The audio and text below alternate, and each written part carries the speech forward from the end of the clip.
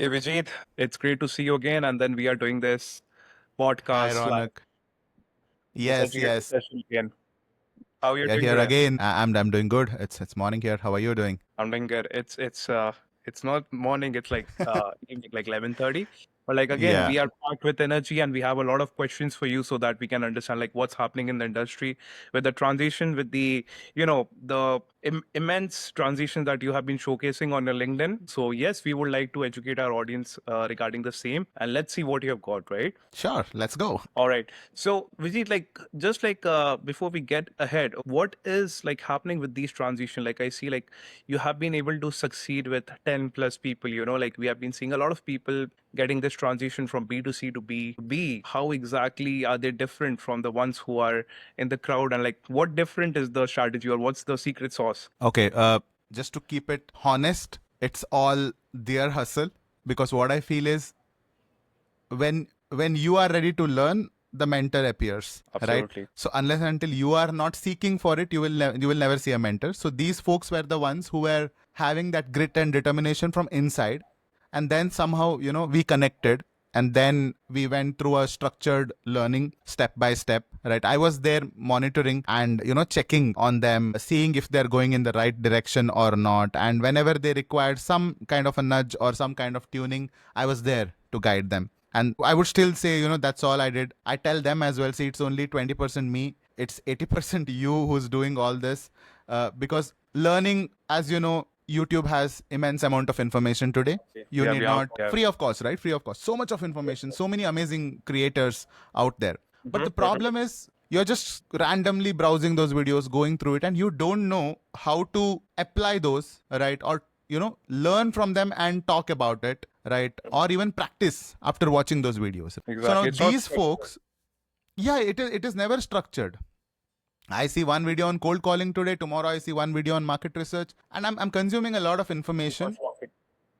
Yeah, and sometimes too much of information is harmful as well, right? You don't need too much of information. You need limited amount of good information, right? Right. That's what is important. So these folks were very clear on what they want to achieve, the goal, right? The objectives, and then we structured the learning throughout. Like week 1, what we are going to do, week 2, what we are going to do, 3 and 4.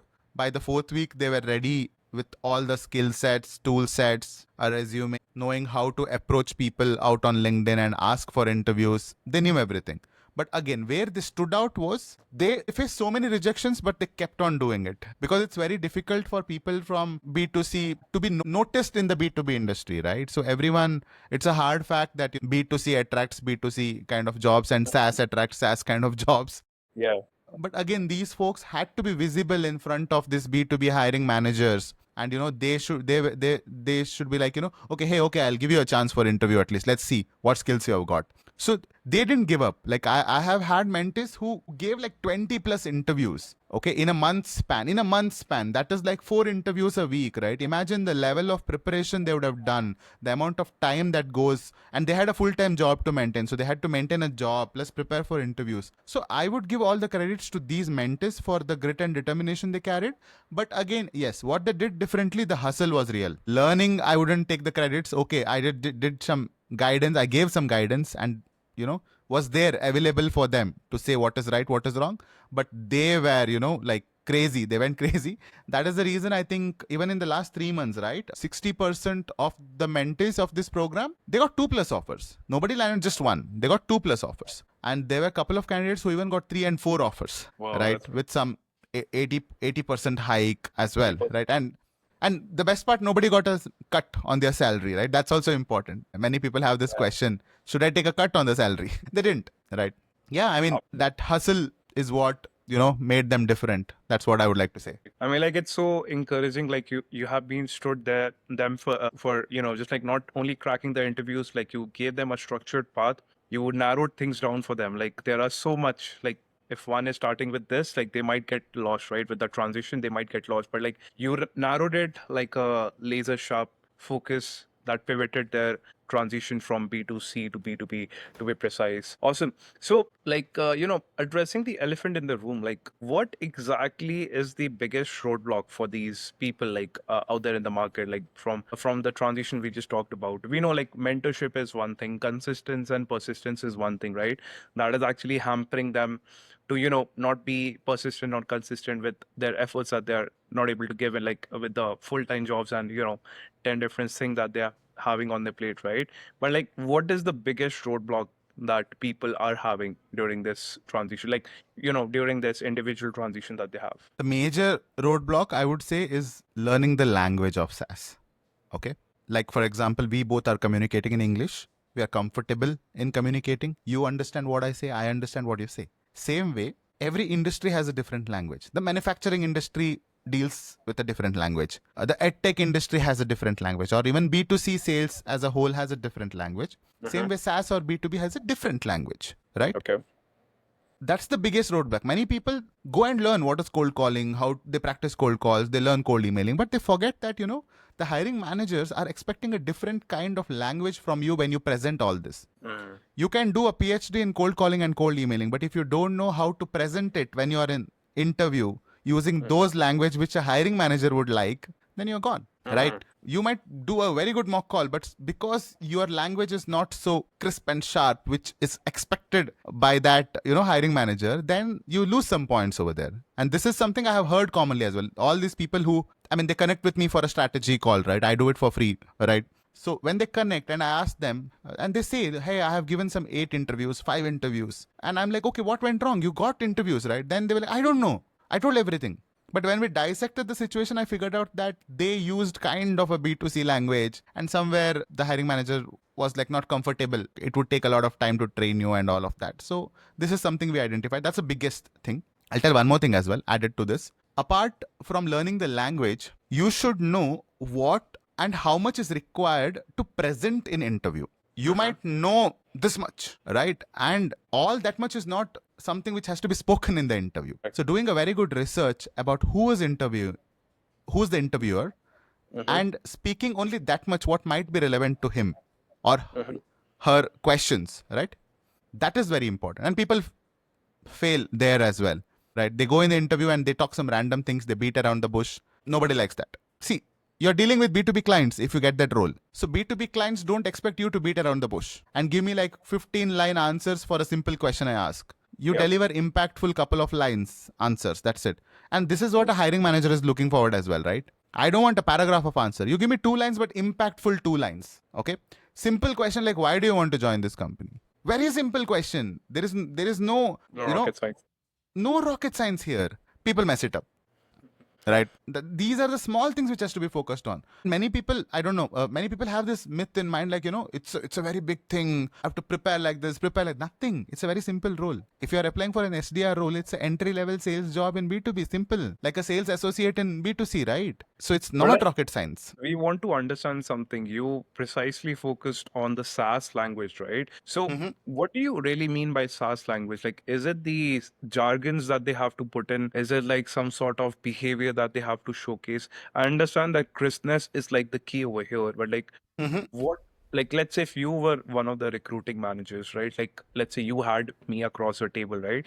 So what would be that psyche, or what would be that, expectations that you would have as, as a candidate from me? Like, what would be your outlook towards that? Good question. So jargons is one part, okay? But don't make it jargon, right? It is important. You should know there are so many terms, there are so many things out there, right? I even recently prepared, a free sales glossary, the SaaS sales glossary, and posted it on LinkedIn as well, right? So that people can understand. There are multiple things. Like, for example, most of these SaaS companies you might be working for at the initial stage would be startups, okay? So you understand the startup glossary first. What happens in startup, right? Which kind of rounds of funding happens? Basic things, right? What is a seed funding? What is a Series A, Series B funding? Then what is it? Like, for example, here in B2C, we call it a sales team. But in SaaS, it is GTM. So if it's a GTM, it's a go-to-market team. Who are there? So in GTM team, there is sales and there is marketing. So as an SDR, where do I fit in? I fit in between. I'm neither completely in sales. I'm neither completely in marketing. I'm in between. I'm bridging both marketing and sales. Correct. So understanding this, plus what kind of GTM motions are out there. Like, many companies work on product-led growth. Many companies work on sales-led growth. So you understand all of this. And when they ask you simple question, right? Okay, run me through your day in your current job. Very simple question, right? And you tell them, currently, I work on MQLs, which are marketing qualified leads. Marketing qualified leads. Exactly. And our company majorly works on a sales-led growth model. So, and this is what I do. Okay, this is the ARR I have brought in so far. Okay, and this is the amount of growth I got in building my pipeline because of so and so. So you tell your unique things what you did in your current job only. Because in your current job also you would be doing cold calling. Maybe Right. not emailing to an extent, but cold calling. Even SDR role requires a lot of cold calling, right? Many people think it's just cold emailing. No, it's not cold emailing and LinkedIn. Cold calling still exists, right? Major part of the work. So you can very beautifully present about the cold call, how you do it. If there were a couple of things what you did differently, share about that as well. Right? Share things which you did differently which got some results rather than telling the same thing. Right? And these days people complicate it also. I've seen something like, people kind of overcomplicate the language. Yeah. Okay, this is something someone I know did, okay? In the interview, he was trying to be so perfect, and the feedback he got from hiring manager was, you are speaking like a robot. I want a human being for my team. And you are over prepared, right? You are trying to be so perfect, and I don't need that. I need the human version of you, natural one. So that is what people are doing. People are over preparing also on the other side. So you have to find a middle ground. Don't over prepare with yourself with a lot of complicated terminologies and all of that. It's simple only, but know what to call it and how to talk about it when you speak to a hiring manager. Right. That is very, very important. It's jargons plus how you communicate. Both are important. I mean, like, just to educate our audience, like, I was just holding this, just to educate our audience, MQL, SQL, marketing qualified leads, sales qualified leads, ARR is average revenue that you basically pretty much achieve, right? Average revenue per unit. Annual recurring revenue, ARRs. Annual recurring revenue. ARPU is like the other one. So, Rate per like, unit, yeah. right. So one who is coming from a B2C background, right? I think so for them, these all jargons or this glossary might be too overwhelming or it might be too alien, right? So if I was someone who wanted to transition into B2B tomorrow, like how would I start adapting to these tools? How would I start with this glossaries? Because if I open like, okay, like if I see on contrast with the B2C, like, okay, there is some CRMs that I've been working with, right? There are some, let's say, apart from CRMs, there are some other apps that I've been working with. But when it comes to the BDR or SDR, right? You need to have knowledge of tech. You need to have knowledge of solid apps so that you can know like what's happening in the market. You can understand your leads better, right? Just to mention, like we have a lot of apps in the market, right? So Prismo being one of the marketing campaign wherein they understand the demography of the market. So how would you particularly suggest for a person who is just starting to do this transition to understand these tool glossaries, these jargons that you were speaking about? Okay. See, the very first thing, as I said, go step by step. First, get into the startup world, a SaaS startup world. Understand how the startup functions. There is a lot of amazing content on Y Combinator YouTube channel. There are even a couple of free courses on Y Combinator as well, which you can go and do to understand the startup ecosystem. Okay, about the funding rounds, right? About the revenue models and all of that. Then there is ChatGPT, right? Like you give if you feel it's too much overwhelming, give a simple prompt. Tell ChatGPT that, explain me all the SaaS sales terminologies used in the GTM teams as you are explaining it to a 10-year-old. Done. Just to simplify it. It'll explain you in a very simple, it'll give you examples of mangoes and apples and explain you, right? Okay, this is what MRR is. This is what NRR is. This is what churn is. So many things. So you learn in a simplified way because see, there would be 100 terminologies. You need not learn all 100. You understand the best, what is important. Revenue is important for a company. Monthly revenue is important. Annual revenue is important. Churn, how many people are leaving my customer base, right? How many people are leaving from my customer base? That is important for me, right? Customer acquisition cost, CAC. Right? That is important for me. Yeah. So these are simple things. As I said, don't complicate it. This is interview preparation. You will learn a lot after you get the job. Don't worry. Once you land the job, yeah. Exactly. Now you learn those basics first. Make the fundamentals very strong. Okay. You start getting into the world of it first. You don't see it from outside. Whenever you want to, any kind of job role you want to get in, right? First think that you have already become that one. So I tell this to everyone who come to me.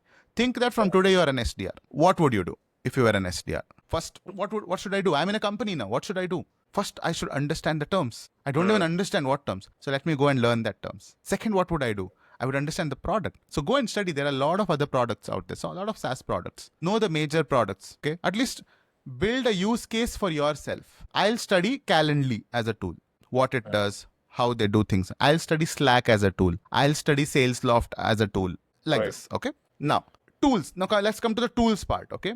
Again, this is one myth. Many people think I should know all the tools. No, it's okay. You don't have access to the tools, you didn't get a chance. These are not coding tools that you're going to learn. These are Right. simple SaaS tools, just click, drag, and drop kind of tools. So, 1 week of time, you can learn at least 2 to 3 tools. Maybe LinkedIn Sales Navigator. Yes, becoming sharp with those tools takes time. I'm not denying that fact. But learning, I mean, did someone teach us to learn how to use Instagram? Did someone teach how to use LinkedIn? Did someone It teach was how to use WhatsApp? using it over the time. Simple. You will learn how LinkedIn Sales Navigator works, how Lucia, Apollo, Zoom Info works, how any sales engagement tools like sequencing, maybe outreach, how it works. You will learn. Don't be so scared that I don't know these tools, I don't know that. But understand what those tools do. Correct. That's Correct. very important. You should know about it. Don't reject that learning only. You should know what LinkedIn Sales Navigator does. Hands on, you didn't get, it's okay. Once you get into the job, you will get the complete access, the paid tool. Start learning. Curiosity, right? We should be curious to know more. Curiosity is like the most important part. It had been said like knowing the language, knowing the jargon is like important. But like what I also firmly believe is having the right path and having the correct direction is also wherein you could, lead yourself towards to. Had it been like it was so easier to, just like use Instagram, just like adapting to these tools and glossaries. Yes, to an extent we can, but I feel like somewhere we need to have that correct path or that direction so that we can lead that faster, right? It can expedite our process just like a catalyst. That's what I particularly feel like in this industry, what we, are particularly lacking. Like people who are transitioning from B2C to B2B, that's where the big chunk falls or lies, right? Now, addressing the other important stuff is like the base pay or the salary, right? Or the compensation. I don't know how many ways we can address it with, but like this is something that even motivates someone. Okay, like, okay, I'm building myself, I'm doing all this glossaries, I'm like having so many tools, knowledge, like, what's the outcome? So having a good compensation and having a hike is like, what would actually be a very big motivating factor for our audience, right? So can you educate us like what is happening in the industry? Like a person who is in, let's delegate it, right? For a person who is coming from tier one city and a person coming from tier two city, right? How would one achieve, let's say a person is coming from B to C, right? How would one achieve that transition? And to an extent, what could be his hike on his compensation with the trends of the market? Like what did you figure out? Okay. See, every company will have a budget, right? And what I have seen, standard budget for an entry level SDR role is I have seen around 12 to 14 lakhs in India, right? This is in cities like Bangalore, Hyderabad, Delhi, maybe. Chennai, I have seen a little less compared to other cities, right? Even Chennai has many good SaaS startups, right? If someone want to move to Chennai and work, they are open, right? But a little lesser salary, maybe because of the cost of living and all of that. I don't know. So 12 to 14 is something which is there, but again, I have seen people going for like 16 to 18 lakhs as well, right? That was like a very good hike of 60 to 80% on their current salary, right? Not just 30%, but 30% is the standard you can expect. Like nobody denies because everyone has a budget. See, understand one thing, okay? Interviews play a prominent role here because every company will have a range of budget, right? So let's say I'm a SaaS company, I would say 8 to 14 lakh is my budget. Okay. That's 6 lakhs, right? That's a Difference. 6 lakhs range, yeah. Exactly. So you do really well in interview, you have the right to ask for 14. Yes. Right. You do really well, exceptionally well. You do something creative, impress the hiring manager, impress the sales director, right? You show them that, hey, I am coachable. I am curious to learn. I'm excited to be part of this organization. I'll learn everything. I have come prepared for the interview. I'll come prepared for the job as well. And I'll absorb it like a sponge. Automatically, recruiter's job is to save money for the company. They'll do their job, right? They'll say, oh, no, we can't offer. We'll offer only 10, 12 and all of that. But if you have already impressed the sales managers, they would say, oh, it's okay. Give it. Give him 12 or give him 13. It's fine, right? So that is how it works. So range, if I have to give you, as I said, yeah. See, there are companies who are saying I'll give 7 lakhs also to SDRs I've seen, but that's too less here. I mean, most of these jobs are night shift. I feel sad for someone, who's earning 7 lakhs and doing night shift and all, the body is taking a hit. It's a remote job and it's a US based company. Yeah, pretty much like working in the night and then taking a hit. That doesn't make sense. But what I also feel is like here the negotiation is a very big driving factor, right? How good of a value proposition you bring into the table and how good of a negotiator you are. Vijit, can you just like shed some light? Like, how could one excel? Let's say if the range was somewhere between 8 lakh to 14 lakhs, right? How could Mhm. one maximize his particular, you know, like everyone would be impressing, everyone either like they are coming with some good hands-on experience, anyone who is like not really having any such knowledge about the industry, right? Everyone would like try to present themselves that they are the best, right? But like, Mhm. what would be the differentiator? Like, what would really decide, okay, this is the person who actually, you know, deserves the highest cap of budget that we have allocated for HDRs? I'll come back to the two words I used earlier, okay? Okay. Coachability, curiosity. Okay. So now any hiring manager or any sales leader is majorly looking for these two things. If I'm sitting here looking for a candidate, all I'm checking is, can I coach this guy while interviewing? So I might be asking so many questions, but on the back end, my mind is only looking for this. Can I coach this guy? Can I just, spend 2 to 4 weeks with this guy and coach him properly so that he can be enabled and he'll do the work? Is this person curious or not? So how do you show that in interview? First thing, coachability, whenever you get some feedback, implement it right away there on the call. Sometimes they do mock calls and all with you. If they give you some feedback, tell them openly, hey, thank you so much for the feedback. I can do one more call if you want. Don't just end it. Don't be scared and end the mock call round there itself. If you feel you didn't do well, tell them, hey, can we do one more call? I got a lot of feedbacks from you and I feel they are really good. I want to implement it. You tell upfront. You don't wait for that person to say, hey, can we do one more? No, you take a step forward as a candidate. That's the thing. Curiosity, right? All the interviews, they give you a chance to ask questions. And what do? We mess it up. We either What talk, questions do we ask? yeah, what, Simple random questions, right? Right. How is it there? Okay. How is the company? What is the growth plan you have? All that you can see on internet. Ask some nice questions. Know the person who's sitting in front of you. Because as an SDR, that's what you would do, right? You correct. research about your buyer persona. That's what you do, right? So you see if yeah, He's the first lead, like he's the first prospect to exactly. whom we are selling the product. Right. So if Raunak is my hiring manager, I'll get all the details about Raunak and go on the call.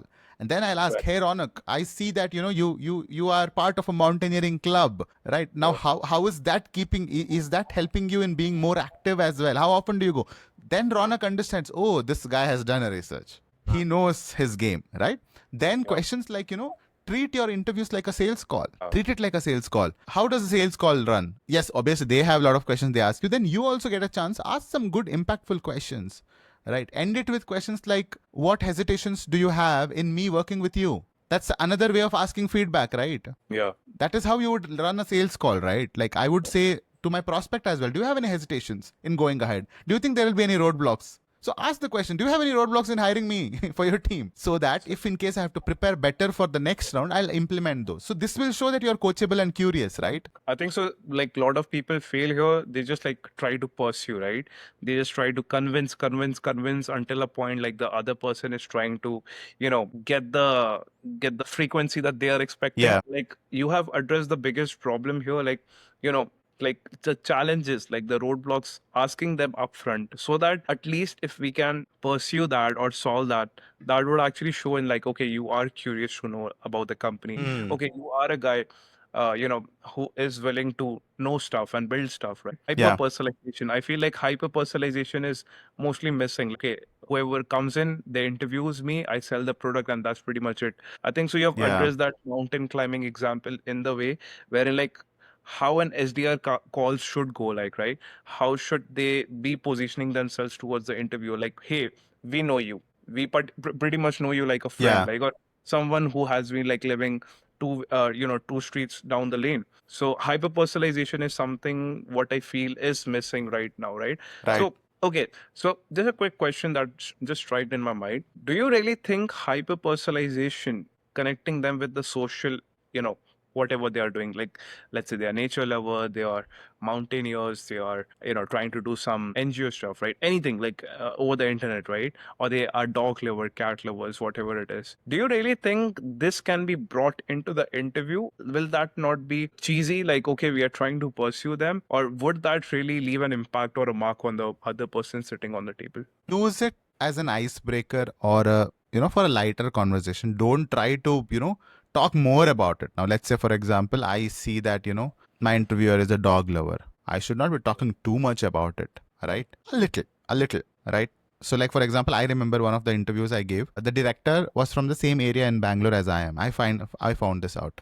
I spoke a little. I saw that you are also from here. I live in this, lane. I spoke about a couple of food joints nearby where we commonly go, and it was a good starter, right, for the conversation. That's it, done.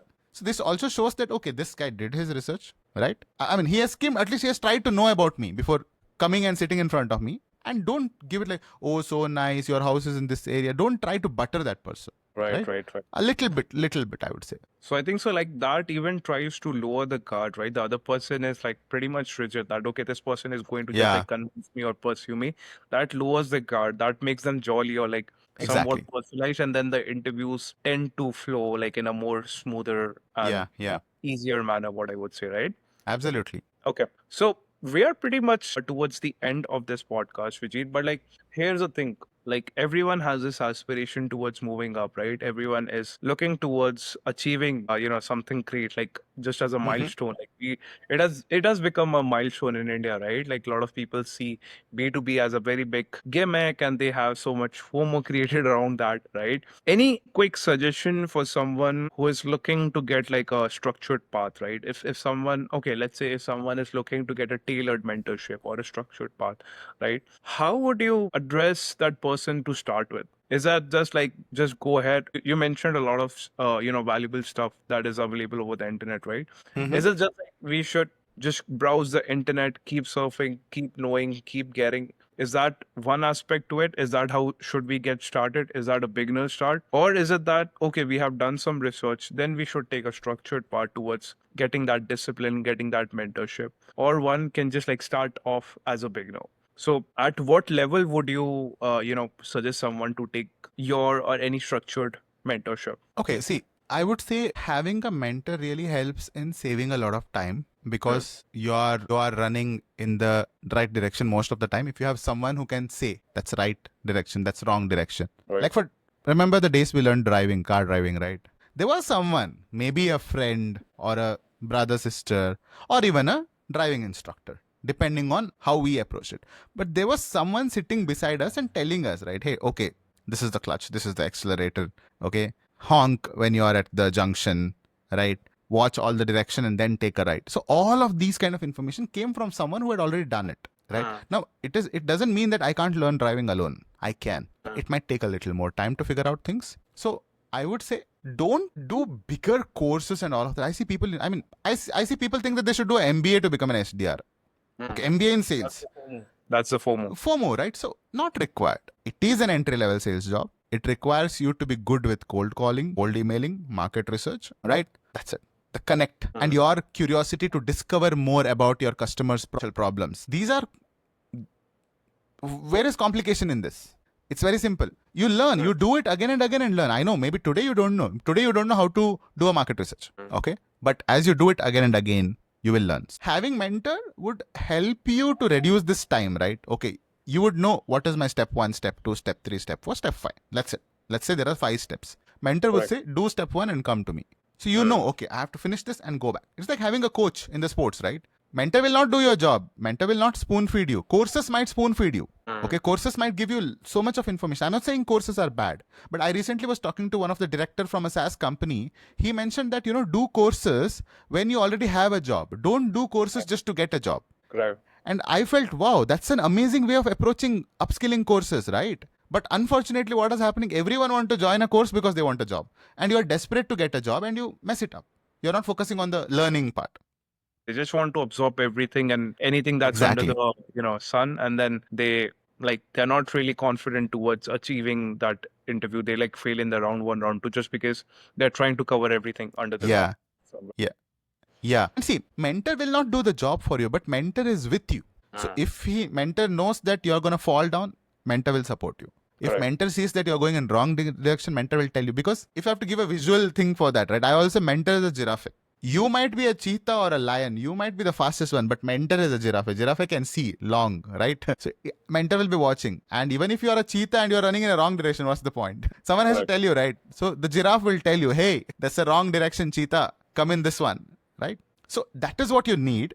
Pretty much what you have to learn is very simple, right? There is nothing complicated, but your efforts are more required while you prepare for the interviews. After learning all of this, right, after getting into the SaaS startup world and all of that, while preparing for the interview, it requires a lot of determination because you will face a lot of rejection at every round. HRs will screen and say, hey, oh, you are from B2C. Okay, no, we are not interested. Then maybe finally you will struggle and get one first round. Then the hiring manager is not so interested in hiring you.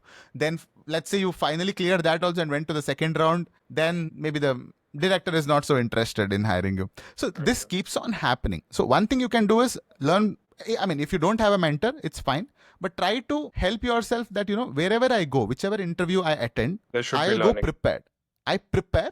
First thing, I will know everything about that company, their product, what problem they solve, who are their competitors, and how this company is different. These are few things. Then the person, right? So who is this person? What does he do? What is his role? What might be his KPI? How I can talk about that? How I can align myself to this manager's KPI, right? And talk about it. So this is what I'll do and go. Every feedback, I'll collect feedback from every company, every round, and I'll make a note of it. I'll open a Google Sheet, I'll keep it because I want to know where I'm going wrong. Okay. So these are few of the things you can do. I would say don't over prepare. That's the biggest mistake people are doing these days. Over preparing. No, it's very simple, but you need some guidance. Seek out someone. I mean, there are people on LinkedIn, right? You can reach out to me as well if you need some help, right? Seek for help, man. Seek for help.